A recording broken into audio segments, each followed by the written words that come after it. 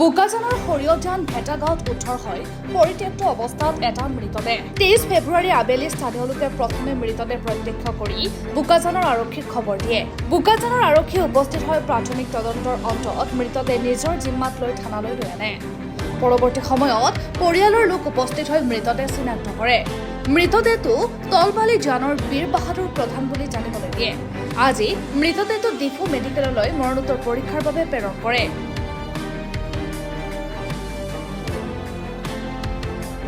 বোকাজানৰ পৰা Anjan Deripo, Assam North East news live.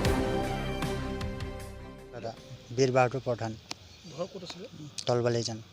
ঘৰৰ পৰা কেতিয়া হেৰাইছিলে? 4 দিনমান হৈছে। 4 দিন। মানে ঘৰৰ পৰা ওলাই যাওঁ বুলি তেওঁ নিজে কৈ গৈছিলে নেকি? মানে কৈতো যোৱা নাই, মানে সদায় কেতিয়াবা এনেকৈ কৰে আৰু হ'লেও আহি যায় ঘৰতে। কি কাম কৰিছিলে তেওঁ? তাই মানে এনেই যোগালী কৰে আৰু মিস্ত্ৰী যোগালী। মিস্ত্ৰী যোগালী। পৰিয়ালত কোন কোন আছিলে? পৰিয়াল আছে, দাদা মানে ভাই 3জন তাৰ, তাৰপিছত মা আছে, বাবাটো ঢুকা 2 মাহ হৈছে, তাৰপিছত ঘৰতে আৰু আছে বোৱাৰী এণ্টি। তেওঁ নেকি বিয়া পতা হয়। মানে বয়স কিমান হ'ব তেখেতৰ? বয়স আপোনাৰ এনে 38, 36 এই কিবা এটা হ'ব আৰু। কিবা সন্দেহ হৈছে নেকি? মানে কেনেকৈ কি হ'ল? নহয়, সন্দেহটো কিবা কৰিব নোৱাৰোঁ। মানে এদিন দুদিন আৰু এনেকৈ বাহিৰত থাকি যায় আৰু হ'লেও আহি যায়। আপোনালোকে আজি কেনেকৈ গম পালে? কোনে খবৰ দিলে? খবৰ দিয়া মানে মই এনে ড্ৰাইভিং কৰোঁ, মই বলেৰ' মাল টানো।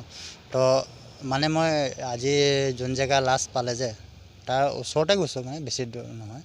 তাতে গৈ পেলাই আৰু তাৰে গাঁওবুঢ়া এজনে ক'লে মোক যে এনেকৈ এনেকৈ লাছ পাইছে, যে মানে ড্ৰাগছ খাই কৈছে। তো মই মন কাণ দিয়া নাই এনেকুৱা।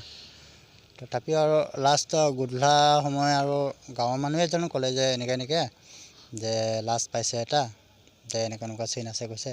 সেইকাৰণে আহিছোঁ আৰু থানাত চাবৰ কাৰণে। তো সেইটো কনফাৰ্ম হৈ গ'ল আৰু। শেষত নাম কি আছিলে? বীৰ বাহাদুৰ প্ৰধান।